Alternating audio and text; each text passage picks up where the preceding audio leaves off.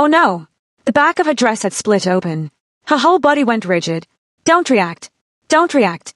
Don't panic. The voice came from directly behind her. Deep, quiet, calm, Korean accented English, smooth as river stone. Someone had draped a suit jacket around her lower half, holding it closed with both hands, covering the gap completely. She couldn't see him. He was standing behind her, close enough that she could feel the warmth radiating off him, close enough that if she leaned back even 1 inch they would be touching. Your zipper is broken, he said, still in that same quiet voice. But no one saw. You walked well. Joan's heart was slamming against her ribs. Hey, K-Whisper family, welcome back.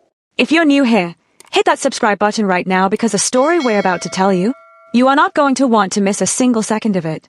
Like this video, drop a comment, and let's get into it.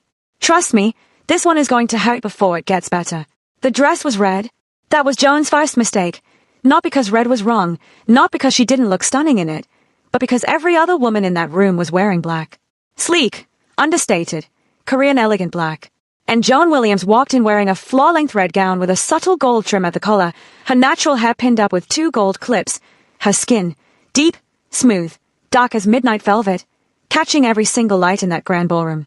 She looked like a rose in a room full of thorns. The party was on the 42nd floor of the Lotte World Tower in Seoul. One of those corporate events that pretended to be casual but wasn't, the kind where champagne glasses were never empty, where laughter was practiced, and where everyone in the room was quietly calculating their social position against everyone else's. Joan had been in Korea for 8 months. 8 months of trying, genuinely, desperately trying, to fit into a world that hadn't quite decided if it wanted her yet. She stood near the entrance and took it all in. Crystal chandeliers, white tablecloths, a live string quartet playing something smooth and western in the corner as if to make international guests feel welcome. The room smelled like expensive perfume and catered ambition. You belong here, she told herself. You were invited. You belong here. She believed it for approximately 4 to 5 seconds. That's when she noticed the women looking at her. 2 women near the dessert table, both of them beautiful, both in black, both with a kind of straight, glossy hair that seemed to defy physics, looked at Joan, then looked at each other, and laughed. Softly, quickly, the way people laugh when they think they're being discreet but they're not. Joan felt it like a finger pressed directly on a bruise. What is it? She thought immediately. What did I do? She smoothed the front of her dress self-consciously, touched the back of her hair. Was something out of place? Was her makeup too much? Was the red dress actually that bad of a choice? Or was it something she couldn't fix? That thought, the one she'd been pushing down for months, started climbing up again. Is it my skin? Is it my accent? Is it my body? She had curves, real ones, hips that required a certain kind of dress, a waist that existed without being invisible. She pressed her lips together and reached for a glass of champagne from a passing tray. Stop it, she told herself. Stop spiraling. She looked for Minjun, her boyfriend. The reason she was here. Park Minjun, 31 years old, junior executive at Kwon & Associates, handsome in a way that photographs very well, and tonight he was approximately 12 feet away from her talking to 3 men in suits and absolutely, completely, deliberately pretending she did not exist. She watched him laugh at something one of the men said. Watched him reach for his own champagne with the easy confidence of a man who knew exactly where he stood in a room. Watched his eyes sweep casually across the space, and skip right over her. She lifted her hand slightly. A small, quiet wave. Over here. His gaze continued past her like she was part of the wallpaper. Joan lowered her hand. The champagne tasted like nothing. She had dressed up for this. She had spent 3 hours on her hair. Had asked Minjun twice what she should wear so she wouldn't embarrass him. He had shrugged both times. Whatever you want. You always look fine. Fine. Not beautiful. Not stunning. Fine. She should have heard what that word was really saying. She should have heard it months ago. The laughter again. Different women this time. Closer. Joan caught one of them glancing at her back. A quick, amused look. Almost conspiratorial. And then they were leaning toward each other, voices dropped low, lips barely moving. Joan's stomach turned. Okay. She set her champagne glass down on the nearest table.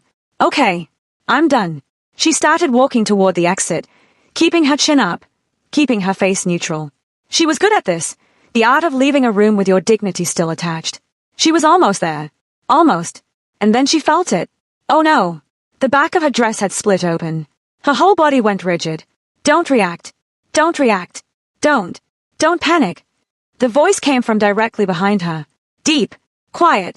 Calm. Korean accented English. Smooth as river stone. Someone had draped their suit jacket around her lower half, holding it closed with both hands, covering the gap completely. She couldn't see him. He was standing behind her, close enough that she could feel the warmth radiating off him, close enough that if she leaned back even 1 inch they would be touching. "Your zipper is broken," he said, still in that same quiet voice. But no one saw. "You walked well." Joan's heart was slamming against her ribs. She exhaled, tried to collect herself. "Thank you. I can just, if you pass me the jacket, I can hold it myself and." "There's a better way." She could hear something in his tone, not amusement exactly, but something close. Gentleness, maybe. "I have an idea." "Okay," she said softly. "Okay," he repeated, and they stepped outside together. 8 months earlier, Joan Williams had been standing in a different kind of airport. She was going to be a content creator in Seoul. That sounds simple when you say it fast. But let her tell you what it actually meant. It meant she had spent 2 years building a YouTube channel called Joaning, travel content, cultural deep dives, honest storytelling from a black woman who went places that didn't expect her. It meant she had 84,000 subscribers and a comment section full of people who wrote things like "You make me brave," and "I booked my flight after watching this." It meant she had a brand partnership that was small but real, and a plan that was terrifying but possible. Korea had been calling to her for 3 years. The culture, the food, the music, the way Seoul moved, fierce and intentional, like a city that had decided it had no time to waste. She wanted to document it. She wanted to live inside it. She wanted to be the girl who went. So she went. The first 2 months were a highlight reel. The street food in Myeongdong. The palaces at sunrise before the tourists arrived. The Han River at night, glittering and wide. She filmed everything with the kind of unbridled joy that makes people click subscribe. She met Minjun at a rooftop cafe in Itaewon. He spoke English well, laughed at her jokes, seemed genuinely curious about her work, her home, her stories. He was handsome in person in a way that the photos she'd seen on his Instagram did not fully capture. He asked for her number and she gave it to him, and for a few weeks she was filming content and going on dates and thinking, "This is it. This is exactly the life I came here for." Then month 3 happened. The brand partnership dried up. The company restructured, the budget shifted, and the email arrived on a Tuesday morning with a kind of corporate politeness that makes bad news somehow worse. "We so appreciate your work and hope to collaborate again in future." Joan stared at that email for a long time. Then she opened her banking app. Her savings, carefully built over 2 years, had a number in them that was no longer comfortable. Rent in her Mapo district studio was not cheap. The filming equipment needed an upgrade. The visa situation was complicated by employment status. And YouTube ad revenue, wonderful as her audience was, did not cover sole rent. She did what a lot of people in impossible situations do. She told herself it was temporary. When Minjun suggested she move into his apartment, "Just until you sort things out. It makes sense. We're spending most nights together anyway." She heard it as love. She heard it as a partner stepping forward when things got hard. She packed her things into 3 suitcases and moved into his Mapo apartment and told herself she would be back on her feet in 60 days. That was 5 months ago. The first red flag had been so small she almost missed it. Week 2 in his apartment. She had been editing a video at the kitchen table when he came home from work, looked at her setup, laptop, ring light, microphone, notes spread across his table, and said, almost to himself, "You're still doing the video thing." She had laughed it off, packed up her things, made dinner, but she heard it. The way he never asked about her content anymore. The way he would come home and tell her about his day in exhaustive detail and then pick up his phone while she was mid-sentence about hers. The way loneliness had started to feel like her shadow. She stayed because leaving meant returning to a reality she wasn't ready to face. No apartment, limited income, 8 months into a life she built on hope and a credit card, in a country where she was still learning the language, still learning the rules, still learning how to be. So she stayed. The terrace was quiet. Joan stood with her back to the glass railing, the stranger's jacket still wrapped firmly around her waist, her hands gripping the lapels from the front to hold it in place. She could hear the muffled pulse of the party behind the glass doors, laughter, music, the soft percussion of 100 separate conversations. But out here, it all felt very far away. She still hadn't seen his face. He had guided her out with a hand pressed gently to the jacket at her lower back, not pushing, just steadying, just there. She had let a complete stranger walk her out of a room. In another life, in another city, that sentence would have terrified her. Hey, somehow, it had felt like the safest thing that had happened to her all night. "Okay," he said, and she finally turned to face him. He was tall, broad-shouldered in the way that his dress shirt communicated even without the jacket. His face was sharp and angular, strong jaw, dark eyes that caught the city lights and held them, and he was looking at her not with curiosity or pity or the careful blankness of a stranger trying not to stare, but with something much more direct. Like he was simply paying attention. "I can fix it," he said, "if you'll allow me." She blinked. "You can fix a zipper." "I can try. I need to touch your dress to check. I want to ask first." Joan stared at him. In 8 months in Seoul, no man had ever asked her permission before touching her. This stranger, on a terrace, at midnight, had asked. "Okay," she said quietly. "Yes." "Turn around slowly. Don't move the jacket yet." She turned. She heard him shift behind her. Careful, deliberate movement, no wasted motion. She felt the faint pressure of his hands at her lower back as he assessed the damage. He didn't rush. "The pull slipped off the track," he said, almost to himself. A brief pause. "You were the most striking person in that room. The dress should have held." Joan's breath caught. She didn't know what to do with that sentence, so she filed it away and said nothing. "Hold very still." She felt the cool precision of the tie pin working at the zipper, slow, methodical, careful. Her hands were trembling. Not from cold, not from fear. She didn't fully understand, in that moment, exactly why. "You're shaking," he said. "I'm fine," Joan said automatically. The word came out before she could stop it. Fine. That word she'd been saying for months like a reflex, like a shield, like a lid pressed down over everything she didn't want to examine. A small, still pause behind her. "You don't have to be fine," he said. "Not out here." Joan closed her eyes. Something in her chest moved.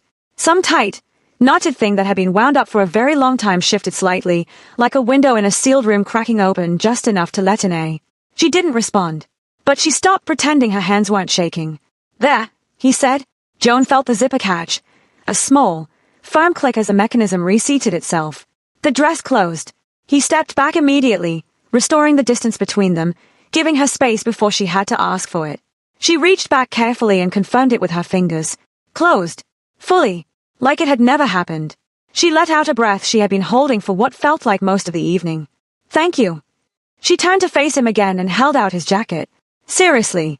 You didn't have to." "You would have done the same," he said simply, taking the jacket. She looked at him. "Would I?"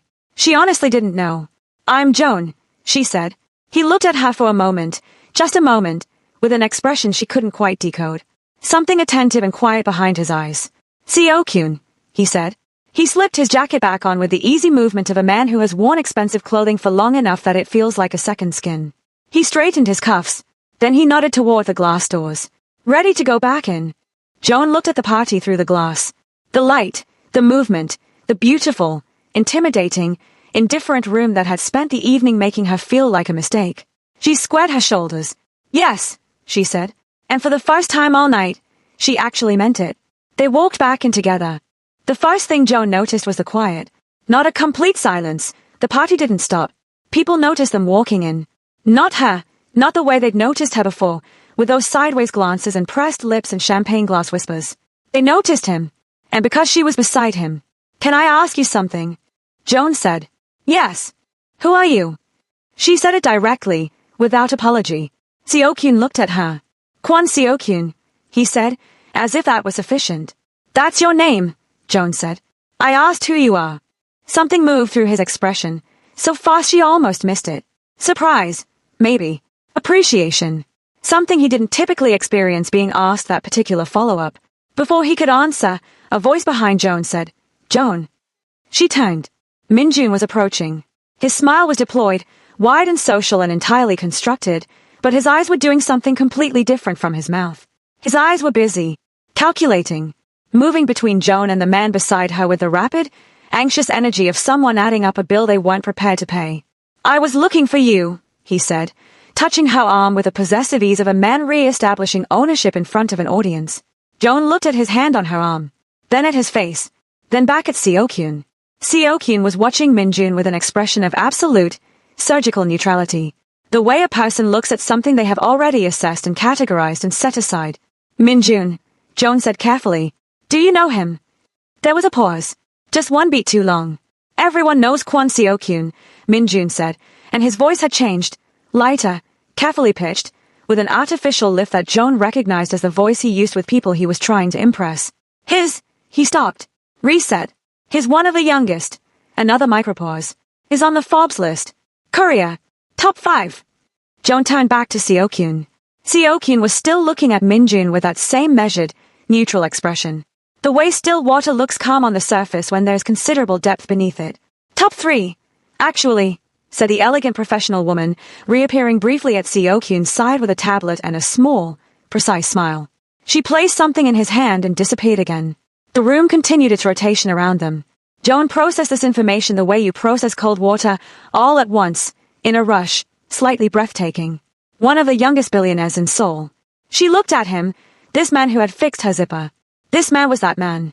And she had been crying into champagne in the same room as him all evening. She felt small again. Joan stared at him. We need to talk, Min-jun said. His voice was smooth on the surface and boiling underneath, the voice of a man performing composure for a room while something ugly moved around beneath it. Now, Joan. He didn't wait for her answer. He walked, and because his hand was locked around her wrist, she walked too. Joan looked back once. Seo-kyun was watching. Then Min-jun pulled her around a corner and Seo-kyun disappeared from her sight line. What is wrong with you? Min-jun's voice was low and tight. I'm sorry, Joan said. Don't. His lip pulled back slightly. Don't do the innocent thing. You know exactly what you did. Joan looked at him steadily. Her heart was beating hard but her voice, when she found it, was level. Tell me what I did, Min-jun. Because from where I was standing, I got my dress fixed and had a conversation. With Kwon Seo-kyun. He said the name like an accusation. Like she had committed a crime whose severity she was deliberately understating. In front of everyone. Walking back and together like, he stopped. His jaw worked. Do you know how that looked? Like two people walking through a door. Don't be stupid. The words were out before he could catch them, fast and flat and ugly, landing with the particular sting of something that wasn't said by accident. Joan went very still. Say that again, she said quietly. His expression shifted, just slightly, the way it always did when she pushed back, a micro-recalibration towards something softer, toward the charm he deployed when he thought he'd gone a step too far. I didn't mean. You embarrass me, he said instead. Every time we come to these things, you make it about yourself. The dress, you overdress, Joan, you draw attention, and then you wonder why people look. People were already looking. Because you make them. His voice rose slightly, he caught it, pulled it back. I have worked for 3 years to build my reputation in these rooms. 3 years. And you walk in wearing that. His eyes traveled over her dress with an expression that she would never, in all the years that followed, completely forget. The particular contempt of someone who has decided you are not worth the maintenance. I live in your apartment, Joan said, and her voice was steady even though her hands were not. I have been careful and quiet and I have tried. Tried. He laughed once, short and humorless. Joan, you contribute nothing. You make content. I have been patient. Patient, she repeated. The word tasted wrong. More patient than you deserve. He stepped closer. You should be grateful. You came here with nothing. You have nothing. And instead of being... Stop. Her voice cracked on the word, not with weakness, but with something that had been compressed for too long and had finally found the fracture point. Stop talking to me like that. His eyes narrowed, and then his hand came up. Not slowly, not with any of the warning signals that people describe afterward. No telegraphing, no escalation you could track and respond to. Just a hand rising in the air with the swift, certain movement of a man who had decided something and was acting on it. A hand closed around Min-jun's wrist. Stopped midair. Locked.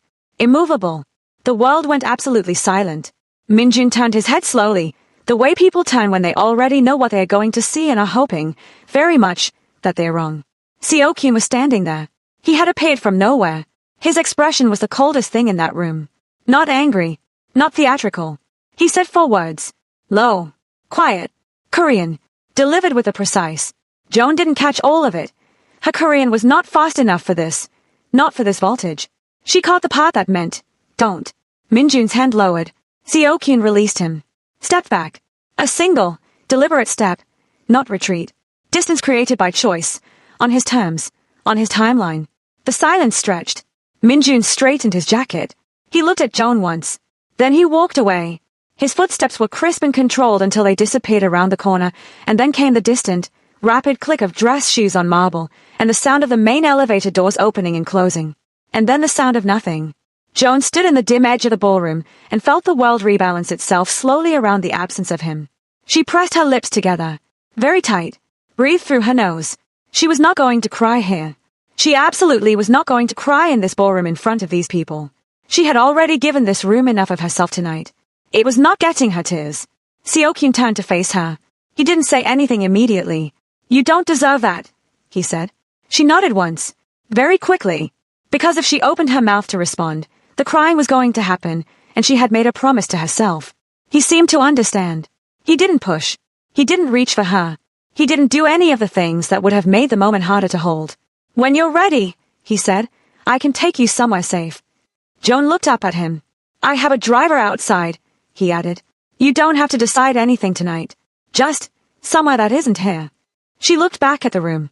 She turned back to him. "Okay," she said, for the second time that night. And for the second time, she meant it completely. The car was black and silent and warm. A man in a dark suit held the door open and closed it behind them without a word, and then they were moving through Seoul at midnight. Joan sat with her hands folded in her lap and watched the city and said nothing. Seokyun sat beside her, not close enough to crowd her, not so far that it felt deliberate. He looked at his phone once, typed something brief, and then put it away and said nothing either. The silence between them was not uncomfortable. "You don't have to tell me anything," Seokyun said, without looking up. Joan turned to look at him. "About what happened?" "About him." He looked at his hands briefly. "You don't owe me an explanation." She held that for a moment. "I know," she said. "Good." He looked out his window. "I just wanted to say it." The gate opened slowly and the car passed through it, and Joan Williams saw the mansion for the first time. It sat behind the gate the way very old, very confident things sit, without announcing itself. She didn't have a word for it immediately. The driver opened her door and she stepped out onto smooth stone and looked up. The entrance was flanked by two columns that rose clean and straight into the night, and through the tall glass front door she could see marble. The floors were white marble with the faintest trace of gray threading through it like veins in something alive. It caught the light from above and held it, warm and liquid, the kind of floor that made your footsteps sound significant. The chandelier above the entrance hall was extraordinary. The staircase curved upward from the center of the hall with a particular elegance of a thing that has been built to be looked at and also actually used, not a decorative gesture but a real architectural statement. On the walls, art. Real art. A large abstract piece in muted golds and deep blues that seemed to breathe differently depending on where you stood. A smaller framed photograph in black and white of what looked like the Korean coastline in heavy weather. A sculptural piece in dark iron mounted near the corridor entrance that cast an extraordinary shadow in the side lighting. Joan stood in the entrance hall and just breathed. "Guest room is upstairs," Seokyun said. "First room on the right. There are clothes in the wardrobe, different sizes. They've never been used. Take whatever fits." Joan turned to look at him. "Why do you have unworn clothes in multiple sizes in your guest room?" The almost smile again. "My assistant believes in being prepared for everything." He walked to the kitchen, visible through another archway, all clean lines and restrained luxury, and came back a moment later with a glass of water and placed it on the table near the base of the stairs. "There's food if you want it. I'll be in the study, the door at the end of the hall. Knock if you need anything." He was already moving toward the hallway. "Seokyun." He stopped, turned. Joan looked at him. "Thank you," she said. "I mean it." He held her gaze for a moment. "Sleep," he said simply. And then he was gone down the hallway, and the house was quiet, and Joan stood at the foot of that extraordinary staircase and listened to the mansion breathe around her. The guest room was exactly what the rest of the house had promised. Clean. Beautiful. A bed that was enormous and white and looked like it had been designed specifically as a remedy for exhaustion. Curtains in a soft gray that fell to the floor in a single, clean line. She found the wardrobe, opened it. Neat rows of folded clothes, exactly as he'd said, never worn, tags still attached. She found a soft oversized shirt and pulled it on. Let the red dress fall. She sat on the edge of the bed, and then the crying happened. For the first time in months, she was not crying from shame. She was crying from relief. Relief that she had walked out. Relief that she had not broken when he said stupid. Relief that someone had said you don't deserve that and meant it. Relief that the mansion was quiet and the bed was clean and the city was 40 minutes away and she was, for one night at least, somewhere that felt like it might hold her. She lay back on the white pillow and looked at the ceiling. Tomorrow would be complicated. Tomorrow had a lot of questions in it. Tomorrow she would have to figure out what came next. Tomorrow. But tonight the house was quiet. Tonight she was safe. And that, for right now, was more than enough. She smelled it before she was fully awake. Coffee. Real coffee. Joan opened her eyes. For exactly 3 seconds she did not know where she was. Then it came back. All of it. The party. The zipper. The hand in the A. The car. The marble floors. Seo-kyun. She sat up slowly. She was still in his shirt. Oversized. Soft. The kind of fabric that had been washed enough times to lose all resistance. She sat on the edge of the bed and looked at the morning through the gap in the curtains and did a quiet inventory of herself, the way she had learned to do in hard seasons. How are you? What do you actually need? What is true this morning that wasn't true last night? What was true this morning? She had nowhere to go back to. Not really. She had a YouTube channel with 84,000 people who trusted her voice and a bank balance that needed urgent attention and a life and soul that had somewhere along the way stopped being hers. And she had slept, somehow, deeply and without interruption, for the first time in longer than she could immediately remember. She found a folded towel on the chair by the window with a small note on top of it, written in clean, precise handwriting. Bathroom is across the hall.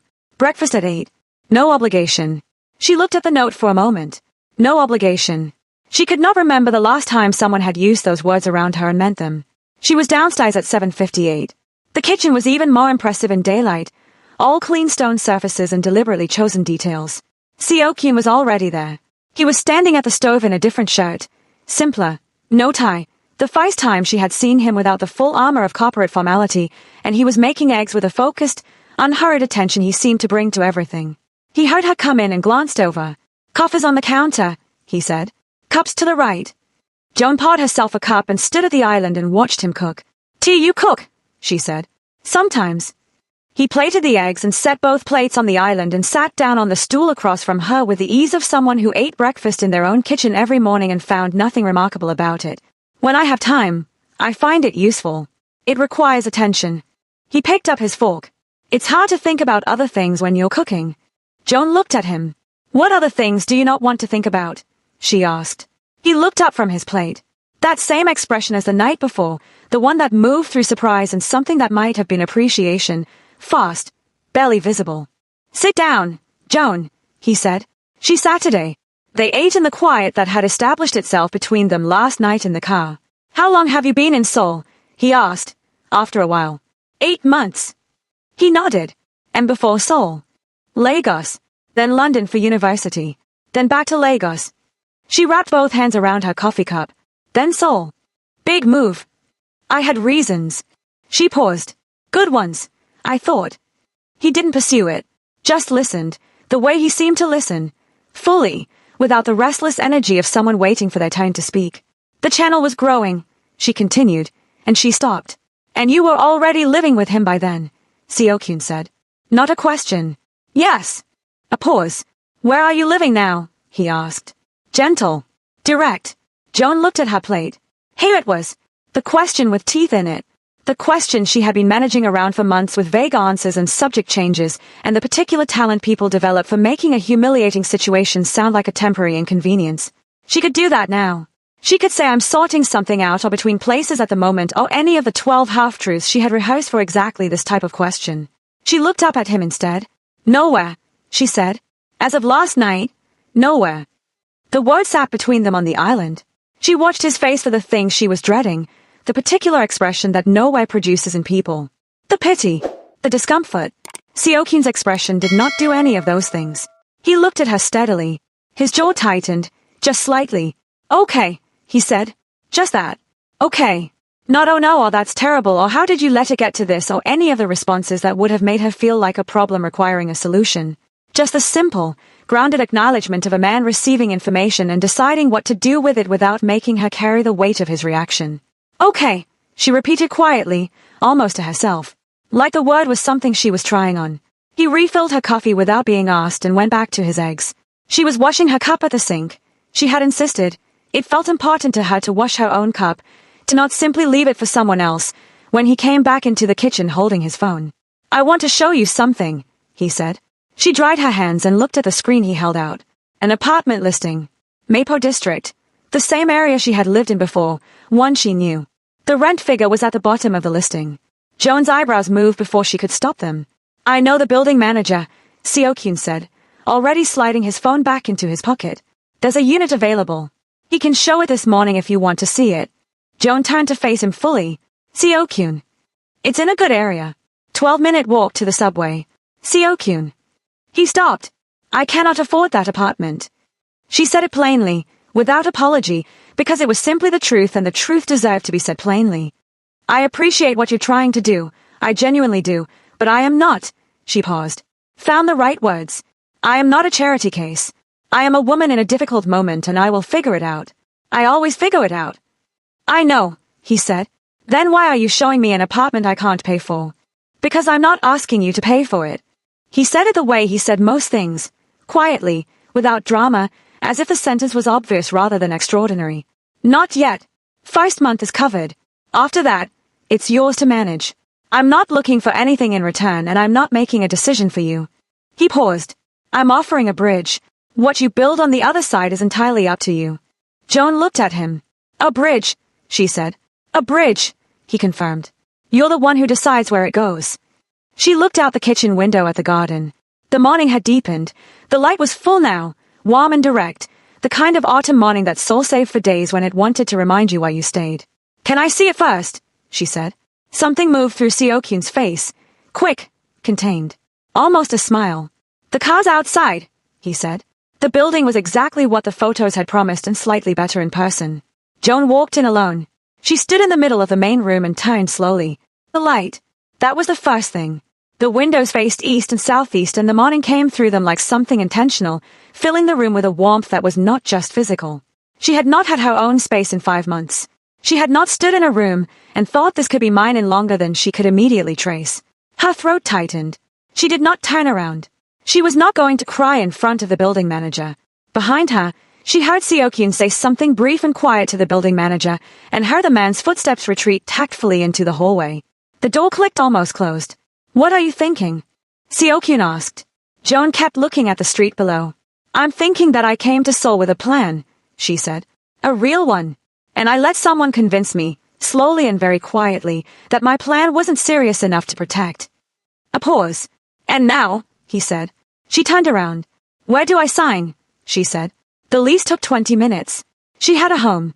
It was small and it was borrowed time financially and tomorrow it would present about 14 practical problems she didn't yet have solutions for. But it was hers. Her name was on the paper and her name was the only name on the paper and that fact, the clean, uncomplicated solitude of that fact, was almost more than she could hold all at once. Okay. Seo-kyun said from behind her. Okay, she said. They drove to Minjun's apartment. She had not said it as a question and he had not offered it as a suggestion. It had simply been understood.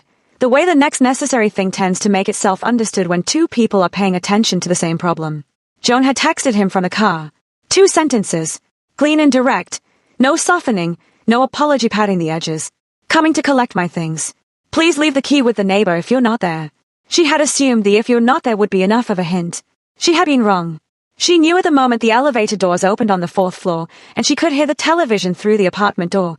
Low, deliberate, the sound of a man who had decided to be present and was making sure she knew it before she even knocked. Seo-kyun had come upstairs with her. He hadn't asked, hadn't announced it, had simply stepped out of the elevator beside her with the 2 suitcases in hand and walked with her down the corridor in the same unhurried way he did everything. She had glanced at him once. He had looked straight ahead. She hadn't told him to wait downstairs. She knocked. A pause, just long enough to be deliberate, just long enough for her to register that he had made her wait. Then the lock turned and the door opened and Park Min-jun stood in the doorway in casual clothes, hair slightly disheveled, eyes carrying the particular redness of a man who had either been crying or had not slept or both, and he looked at her with an expression she had seen before. His eyes moved to Seo-kyun behind her. A flash of something. Shock, recalibration, a rapidly suppressed rage that he did not have the position to express. Then back to Joan. You came, he said. I texted, she said. I'm here for my things. He stepped back from the door. Come in. She went to the bedroom first, opened the wardrobe, started pulling clothes from hangers in clean, decisive movements, folding as she went, placing things in the first suitcase with the practiced logic of someone who has learned that feelings are best processed after the practical work is done. Min-jun stood in the doorway of the bedroom and watched her. He didn't offer to help.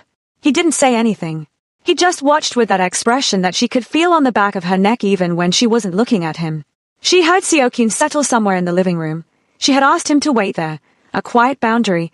This part was hers to do, and the knowledge that he was there, simply present and unhurried, did something steady to the air around her. Like a counterweight. She was reaching for the shelf above the wardrobe when Minjun spoke. Joan! She didn't stop packing. Joan! His voice had changed. The tight, pressurized quality from last night was gone. Something had replaced it. Softer, lower, stripped of its defensive architecture. The voice of a man who had spent the night calculating and had arrived at a different strategy. Can you stop for 1 second and look at me? She looked at him. His jaw was working. His eyes were doing something complicated, cycling through emotions with the visible effort of someone trying to find the right one to present. He settled on something that looked like genuine pain, and the genuinely frightening thing was, she couldn't be certain it wasn't real. I'm sorry, he said. The words landed in the room. Last night, he pushed a hand through his hair. Last night was not me. That was not who I am. I was stressed. There were people there, people who matter for my career, and I panicked. I panicked and I took it out on you, and that was wrong. He paused. I know it was wrong. Joan turned back to the wardrobe, kept packing. I'm not making excuses, he said, which was what people said immediately before making excuses. I need you to understand the pressure I'm under.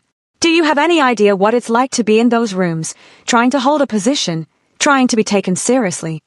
I've been trying to be taken seriously in rooms that didn't want me since I arrived in this country, Joan said, without turning around. Her voice was flat and even. I know exactly what that's like. A silence. That's different, he said. Is it? Joan. He came into the room. She heard his footsteps cross the floor, felt him stop a few feet behind her. I love you. I know I'm not always good at showing it. I know I get caught up in work and I forget to be present. I know that. But I love you. Doesn't that count for something? She stopped. Doesn't that count for something? She had almost let herself believe that once. More than once. She closed the suitcase. Minjun, she said.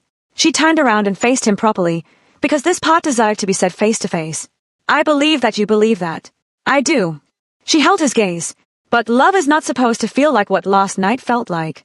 Love is not supposed to feel like the last 5 months felt like. She paused. Let the words settle. And I stayed because I was scared. Not because what we had was right. Something moved through his expression. The softness flickered. You're making a mistake, he said. His voice had dropped a register. Maybe. His not. He stopped himself. Started again. Joan, you don't know him. You met him last night. You don't know what kind of man. This isn't about him, Joan said. Then why is he downstairs in my building? My building, she said. I've lived here for 5 months. She was ready now. She reached for the second suitcase. Joan. His voice had changed again. Harder now. Think about what you're doing. Think about your situation. You have no money. You have nowhere. I have somewhere, she said. He blinked. Something recalculated behind his eyes. Where? He set you up somewhere. A short, ugly sound escaped him, something that wanted to be a laugh but wasn't. You've known this man for 1 night and you're already... He shook his head. Do you hear yourself? She lifted the second suitcase off the bed. You're being ungrateful, he said. After everything. Everything, she repeated, and she heard her own voice, and it was not angry. It was clear. Quiet and clear. The way deep water is clear when there is nothing in it moving. What is everything? Minjun. Name it. He opened his mouth. Name it, she said again. He named it. Not the way she had meant. Not as a genuine accounting of what had passed between them. Not as an honest inventory of the 5 months they had shared. He named it the way cornered people name things. As a weapon. I let you live here. The words came out flat and deliberate, each one placed with a specific intention of impact. For free. For 5 months. I fed you. I introduced you to my colleagues. I brought you to events. You ignored me at those events, Joan said. I gave you my resources, my connections, my time, and what did you give me? He spread his hands. His voice had risen now, no longer performing softness, no longer calculating, just releasing, the way a pressure valve releases when the pressure has nowhere else to go. What did you actually contribute? Your videos. Your channel that makes almost nothing. I carried you, Joan. I carried you and you stood in that room last night and humiliated me. I had a broken zipper. You talked to Kwon Seokyun. He spat the name. In front of my colleagues. Like some kind of... He stopped. His jaw worked. The next words came out lower, private and mean, the kind of words that have been waiting in a dark room for the right moment to be let out. What did you offer him? What exactly made a man like that suddenly so interested in a woman like you? The room went very still. Joan felt the words land. Felt the specific anatomy of them, the shape they were designed to make, the particular wound they were aimed at. She had come here to collect her things, and she had known, somewhere beneath the practical logistics of suitcases and ring lights and a new apartment with east-facing windows, that this part was coming to. That there was a version of him she had not yet fully met that she would have to meet before she could leave. Here he was. A woman like me, she said. You know what I mean. Say it, she said. If you mean it, say it. He looked at her. Something passed through his face. A moment, brief and real, where she thought she saw the person she had met at the rooftop cafe in Itaewon. The man who had laughed at her jokes and asked about her channel and wanted her number with what had seemed like genuine curiosity. Then it was gone. You think men like him are interested in women like you because of your personality. You're an African girl with no money, no connections, no status in this country. Stop. And you walked into his orbit for one night and you think that means something. You think you're special. Stop. Her voice was quiet, steady. He will use you and forget you and you will come back. Stop. And I won't be here. His voice cracked on the last sentence, splitting between rage and something that might, underneath everything, have been genuine hurt, and she felt the complexity of that for exactly 1 second before she let it go. Because some pain does not entitle people to what he had just said. Some hurt does not purchase the right to strip another person down to their origins and use it against them. Joan stood in the center of the bedroom with both suitcases at her feet and her camera case on her shoulder and her mother's photograph and the wooden figurine from the Lagos market already safely packed because those had been the first things she reached for, the things from home, the anchors, and she looked at Park Min-jun and she breathed. In through the nose, out through the mouth. Her hands were trembling. She could feel it, that fine, persistent shaking that her body produced when it was processing something real. She did not try to stop it. She let her hands shake and she kept her eyes on his face and she breathed. She picked up the first suitcase. Joan. She picked up the second. Joan, I didn't. His voice had changed again, a last attempt at something, another gear shifting, but she was not listening for his gears anymore. She had stopped tracking his tonal weather patterns. She had turned off that particular antenna. She walked out of the bedroom. Through the living room. She stopped at the front door. She turned around one last time. Not because she was reconsidering. Not because there was anything left unresolved. She turned around because she wanted to be the one who decided when she was finished looking. Min-jun was standing in the middle of the living room with his hands at his sides. He looked. She searched for the right word. Diminished. Not small in the way she had felt small in that ballroom, but diminished in the specific way of someone who has shown you everything and found that the showing has cost them more than they expected. She looked at him. She thought about the cafe in Itaewon. The laugh. The number. The early weeks before the weight of the real thing had settled in. She thought about the 5 months. I hope you find a way to be better, she said. She meant it. Not warmly, not coldly, just plainly, the way you mean things that are true and complete and require no further conversation. For whoever comes next, I genuinely hope you find a way to be better. She opened the door, and she walked out. The corridor felt different under her feet. She pressed the button. The elevator arrived. She got in. The doors closed. She looked at her own reflection in the elevator's mirrored interior. Instead, she saw a woman standing up very straight, holding 2 suitcases and a camera bag, with tears in her eyes that had not fallen. Not from control. Not from suppression. But because something in her had decided, quietly and without announcement, that those words did not deserve her tears. That the man who said them did not have that kind of access to her anymore. She looked at herself in the elevator mirror and thought, there you are. The elevator reached the ground floor. The doors opened. Seo-kyun was standing in the lobby. He had the car keys in his hand. His expression, when he saw her face, the straight spine, the wet eyes, the suitcases, the whole picture of a woman who had just walked through something and was still standing, did something she would remember for a long time. It didn't break into sympathy. It didn't rearrange itself into pity. It settled into something quieter and more respectful than either of those things. Like witnessing. Like seeing someone clearly and understanding the weight of what you're seeing. He crossed the lobby and took the suitcases from her without a word. She let him. They walked out of the building together into the Seoul afternoon. Free. Not all the way. Not completely. But the first step of that work was done. She had walked out. By herself.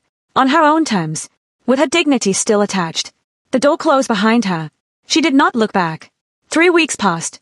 She set the ring light up in the corner where the morning light fell, exactly where she had known it would go the first time she stood in that room. She filmed again. Not the careful, performance-polished content she had been producing in the months when everything felt precarious. Something rawer than that. Something honest. She sat in front of the camera in the terracotta wall department and talked about soul, the real version, the complicated version, the version that included being a black African woman in a city that hadn't always known what to do with her, and the very specific kind of strength that builds in the gap between who you are and who a place expects you to be. She didn't mention Minjun by name. She didn't need to. The video went up on a Tuesday morning, and by Thursday it had 200,000 views, and her comment section was full of women, from Lagos and London and Nairobi and New York and Seoul itself, writing things like, "I felt every single word of this, and thank you for saying out loud what I couldn't find the language for." She sat on her terracotta-walled floor and read every comment and cried the good kind of crying, the kind that comes from being understood rather than the kind that comes from being worn down. She was back. Seokyun had texted twice in 3 weeks. "How are you?" "Getting there," she had replied. "Thank you for asking." "Take your time," he had written back. She was at the Mangwon market on a Saturday morning when she saw him. It was 3 weeks after she had walked out of Minjun's building with her suitcases and her dignity intact, and she had been allowing herself to believe, cautiously and without fully committing to the belief, that the silence meant acceptance. That he had processed what happened and arrived at the only reasonable conclusion, that it was over, that it should be over, that the version of them that had existed in his apartment for 5 months had run its full and finished course. She had been wrong. She felt the hand before she heard his voice, fingers closing around her upper arm from behind, pulling her around with a force that was not violent enough to cause a scene but was enough to be unmistakable, and she turned and there was Minjun. He looked different from 3 weeks ago. Not diminished anymore. The 3 weeks had done something to him that was not softening. He had the appearance of a man who had spent time building a case. His jaw was set. His eyes were doing something that reminded her uncomfortably of the night at the party, that pressurized quality, that quality of a man who has decided he is owed something and has come to collect. "We need to talk," he said. The market moved around them. Saturday morning foot traffic, vendors calling, the smell of fresh produce and street food, ordinary soul life carrying on with complete indifference. "Let go of my arm," Joan said. 5 minutes, he said. His grip tightened slightly. "Just 5 minutes, Joan. You don't answer my calls. You don't. Let go of my arm. I just want to talk. I have things to say that you need to hear." His voice was escalating, not loudly but with that particular private intensity that was somehow worse than shouting. "You left and you didn't let me explain, and I have been patient." "Minjun." Her voice was flat and clear. "I am going to ask you one more time. Let go of my arm." He didn't. And then he did, because someone else had arrived. She didn't hear him approach. She never did. Seokyun moved through spaces the way significant things moved, not loudly but with a gravity that rearranged everything in proximity to it. One moment he wasn't there, and the next moment he was, standing just behind her left shoulder, and the quality of the air between the three of them changed immediately and entirely. Minjun looked up. He didn't step back. That surprised her. "Of course," Minjun said. His voice had taken on a new quality, thin and sharp, the voice of someone who has decided they have nothing left to lose. His eyes moved between Joan and Seokyun with barely concealed fury. "Of course you're here." "Let her go," Seokyun said. He had already let go of her arm. But the words still needed saying. The words were said quietly, without drama, without the performance of aggression that a smaller man might have reached for. They were said the way a fact is stated, simply, directly, with a complete assurance of someone who has never once in his adult life needed volume to be taken seriously. The market kept moving around them, and 3 or 4 people nearby had stopped, just slightly. The almost imperceptible pause of strangers who have registered that something real is happening and are processing whether to continue past it or stay. Someone had their phone out. Joan noticed it peripherally. She didn't address it. She kept her eyes on Minjun. "This is between me and her," Minjun said. His voice had a quality she had not heard in it before. Something raw and stripped, like something that had been contained for weeks had found its hairline fracture. "You don't know her. You don't know what we had." "I know what I saw," Seokyun said. Still quiet. Still even. Still the most controlled presence in the immediate radius. 3 weeks ago, in that ballroom. "I know what I saw." Minjun's jaw tightened. "You saw one night. One argument." "I saw your hand in the air," Seokyun said. The words landed in the market the way a stone lands in still water. Everything rippled outward. Minjun's face went through several things very quickly. The color left it, then came back differently, patchy, defensive, the complexion of a man who has just heard his worst moment named out loud in a public place by a person whose opinion carries weight in the world he moves in. More phones were out now. Joan could see it in her peripheral vision without looking directly. She chose to leave, Minjun said, and his voice had lost its earlier sharpness, deflating, scrambling, looking for new footing. I didn't do anything, she didn't. She chose to leave, Seokyun said. That choice belongs to her. Respect it. You don't get to. Go home, Minjun. Not aggressive. Not a threat. A verdict. Full words delivered with the absolute, unhurried authority of a man who has never needed to raise his voice because his voice. The market breathed around them. Minjun looked at Joan one last time. Something passed through his face. She felt nothing that resembled satisfaction. She felt something much quieter than that. A completion. The particular finality of a chapter ending not with drama but with a simple, irreversible fact of its own conclusion. Minjun turned and walked away. She watched him go until he had rounded the corner of the market and disappeared into the ordinary Saturday morning crowd, and then she turned away too. The video was online by that evening. Someone had filmed the whole exchange. By midnight it had 3 million views. By the following morning it was trending on 3 platforms. The comments, in Korean, in English. Joan watched the numbers climb from her terracotta-walled apartment and felt something complicated move through her. Not about the views. She had made peace, in those 3 weeks of honest content, with the difference between visibility and exposure. But about the particular strange alchemy of a private moment becoming a public one, of something real being translated into content by people who had only seen 90 seconds of a much longer story. Her phone rang. An unknown number. Then another. Then the email notifications started arriving. Journalists, other creators, a brand that had gone quiet 8 months ago now suddenly very interested in reconnecting. She put her phone face down on the desk. She looked at the terracotta wall. She thought about what it meant for your survival to go viral.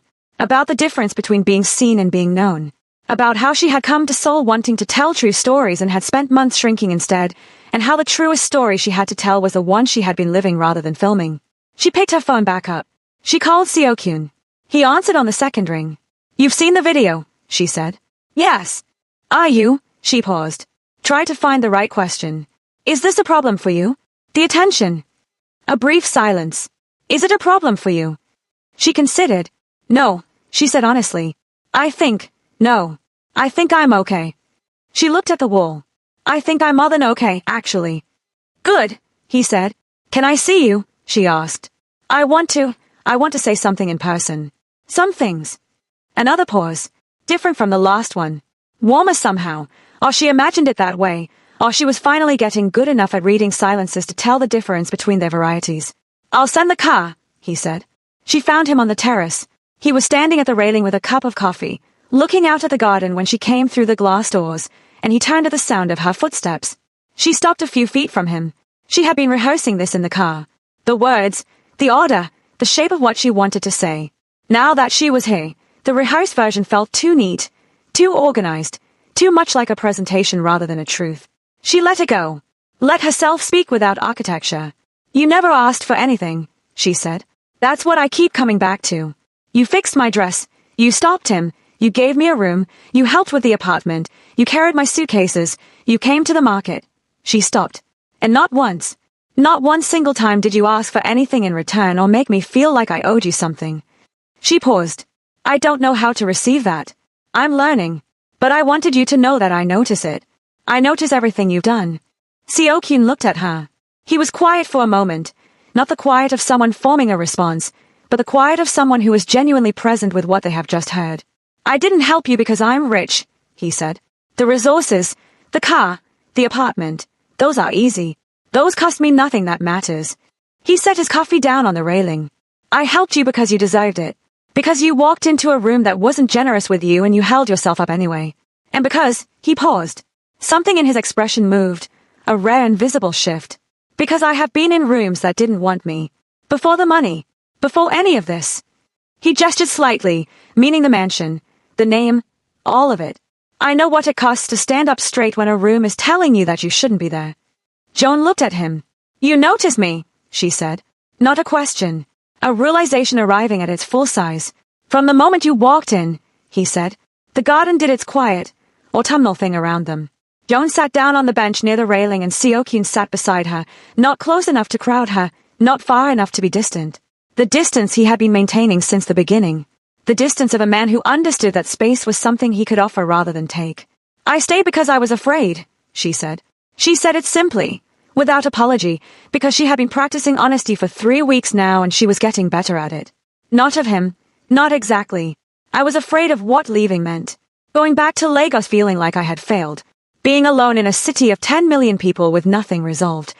She turned the coffee cup he had given her in her hands. "I called it love because that felt better than calling it what it was." "Faye dressed up," Seokyun said quietly. "Yes." She looked at her hands. "And I let him make me smaller because small felt safe. Because if I didn't take up space, I couldn't be told to leave. If I didn't want too much, I couldn't be told I was too much." She paused. "That's not a way to live. I know that now. I think I knew it before. She exhaled. Knowing and choosing are different things." "They are," he said.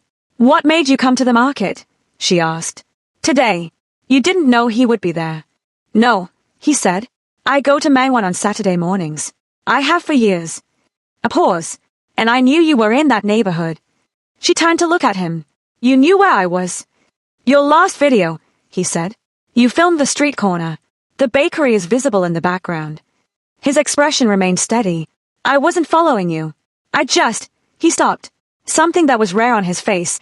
A small, undefended thing. A crack in the composure not from weakness but from the effort of saying something true. "I wanted to be in the same part of the city. In case." Joan stayed at him. In case she needed someone.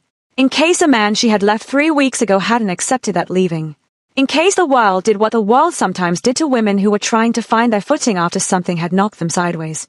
He had not announced it. Had not made it about himself. Had simply positioned himself. Quietly. On a Saturday morning. In the same neighborhood. In case. Her eyes were doing something she couldn't quite stop. "I don't know what to do with you," she said softly. He looked at her. "You don't have to do anything with me." The words were simple and meant. "I'm not a situation that requires management, Joan. I'm just here." She looked at his face. She thought about the first night. The terrace. The zipper. The jacket. The "don't panic" said quietly from behind her when she had been about to fall apart in a ballroom that had spent the whole evening preparing her for exactly that. She thought about the breakfast and the no-obligation note and the way he had looked at her when she came out of the elevator in Minjun's building, that witnessing, that seeing. She thought about how long it had been since she had allowed herself to be fully seen and had not been afraid of what the seeing would cost her.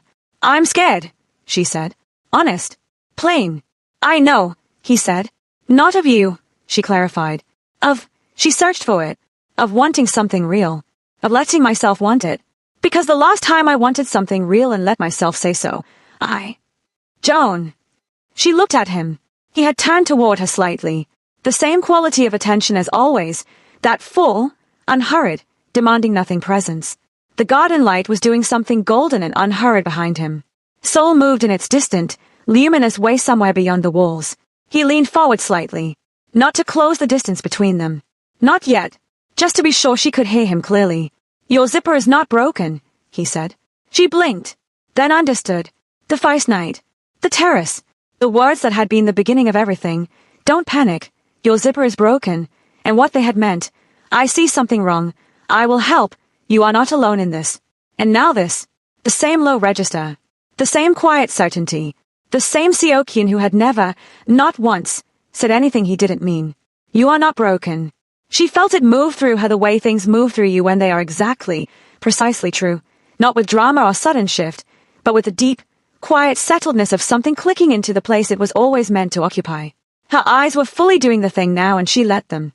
"You are not broken," he said again. Steady. Clear. A sentence that had no asterisk, no condition, no quiet tax attached to it. "You are a woman who crossed an ocean alone and built something real and stood in rooms that tried to diminish her and kept going anyway." A pause. "That is not broken. That is the opposite of broken." Joan looked at him through her very honest, thoroughly undignified tears and thought, "Here is a man who means what he says." "Okay," she whispered. He held out his hand. She looked at it for a moment, the simple, open gesture of it, the unhurried patience of a man who would wait as long as this took. Then she put her hand in his. The garden settled around them. The autumn trees let go of their last leaves in a slow, unceremonious release. The city carried on beyond the walls with its enormous, ceaseless, magnificent life. And Joan Williams, who had come to Seoul with a dream and a camera, and the particular courage of someone who has decided that the world is large enough to have a place for her in it, sat in a garden in October and held the hand of a man who had seen her clearly from the very first night and had not looked away. She was not fine. She was better than fine. She was, for the first time in a long time, entirely and unambiguously herself. 6 months later, the video had 4 million subscribers now. Joaning in, her channel, her voice, the things she had built from audacity, and a ring light, and the unshakable belief that her story was worth telling, had become something that surprised even her. Not because of the numbers, though the numbers were real, but because of what the numbers represented. 4 million people who had found something true in her voice and decided to stay. She made content about Seoul the way she had always meant to. Honestly, fully, without making herself smaller to fit inside someone else's idea of what she should be.